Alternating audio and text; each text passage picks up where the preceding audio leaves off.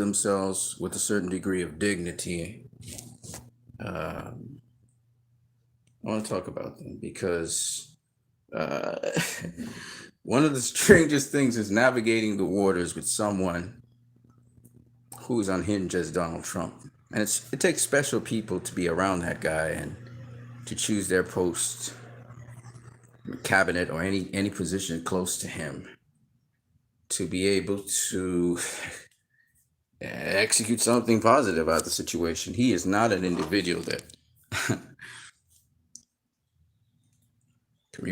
it's very difficult to deal with a guy like that. And for some reason, Melania Trump married that dude. Whatever the reason, citizenship, whatever the reason, I don't know. She married him. I don't know what she saw in him, but she probably can articulate that. But the one thing she was very smart and wise in her dealings in doing is she did not stay in the White House. She decided she was not staying in D.C.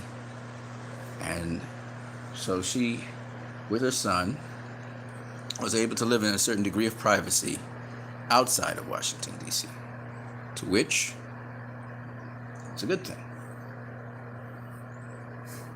And she left a statement which was really well thought out. Whoever wrote that statement for her, if it is really her that's had that statement, it's a well thought out statement. Sort of like what Arnold Schwarzenegger, what he said as well. And I thought that there's a certain degree of dignity. You know, they say even a fool, when they keep their silence, is considered wise. We don't know what her internal thoughts are. Maybe she's just like Trump. But the words that she actually put out there, I can't fault them. They're good words. And it's almost like she's resigned to the fact that she's not going to be First Lady of the United States of America. And to be plunged into that position, I could see she doesn't revel in that position, particularly the fact that Donald Trump won the election and she knew from the get-go there was going to be a certain degree of hostility towards him. And to some degree, throughout his term, there was a certain degree of hostility towards him. He would do a lot of he would have inflammatory language, and he'd do inflammatory things. So it's not surprising. But the thing that I get from her, and even Governor Mike Pence, Vice President Mike Pence, is they kept a certain degree of decorum and a certain degree of steadiness and a certain degree of humility in the face of what they had to do. Now, we know Melania Trump, so true feelings, sometimes she curse and swear and get angry, whatever. But when she's making statements, she tries to minimally be in the public eye, and whatever she says adds value to the public, whether it's truthful or not. You can take the things on face value and just go with it. And I thought that her words, most recent words there, were very encouraging and also very considerate. And I also think that she shouldn't have a problem with Donald Trump leaving office, and as quickly as possible.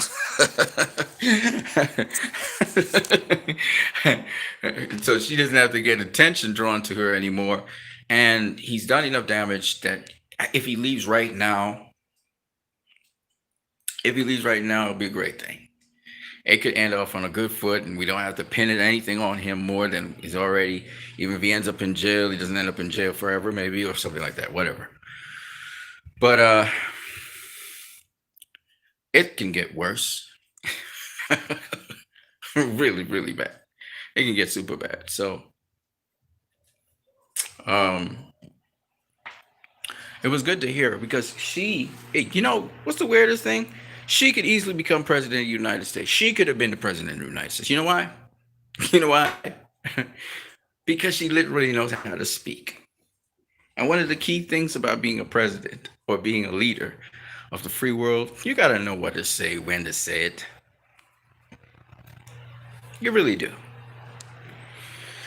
And she at least can do that. Mike Pence looks like a guy as well who purses his words. That means he's careful about what he says.